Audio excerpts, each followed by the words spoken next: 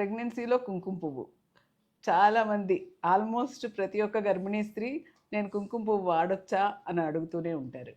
మామూలుగా మన వంటకాల్లో కుంకుమ పువ్వుని మనం వాడుతూనే ఉంటాము. కాకపోతే ఫస్ట్ 3 మంత్స్ ఆఫ్ ప్రెగ్నెన్సీలో వాడకపోతే మంచిది.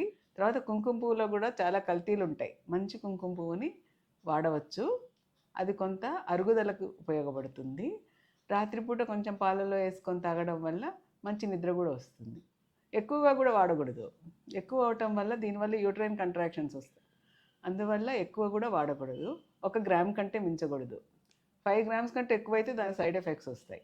అందుకని తగిన మోతాదులో 1, 2 రెక్కలు వేసుకుంటే పర్వాలేదు. కుంకుమ పువ్వు వేసుకోవటం వల్లగా పిల్లలు పుడతారనుకుంటారు. అవన్నీ అయితే నిజం కాదు. రిఫ్లెక్షన్ అవంతా కూడా మన జెనెటిక్స్ని బట్టి ఉంటాయి. తల్లిదండ్రుల కలర్ని బట్టి పిల్లల కలర్ వస్తుంది కానీ కుంకుమ పువ్వు వల్ల కలరేం మారదు. కుంకుమ పువ్వు వల్ల మనకు కొంచెం ఆరోగ్య సంబంధమైనది అరుగుదల బాగుండడం ఇలాంటి వాటికి ఉపయోగపడుతుంది. కుంకుమ పువ్వు కొనుక్కునేటప్పుడు అది నిజంగా ఒరిజినలా కాదా అది చూసుకొని కొనుక్కోండి.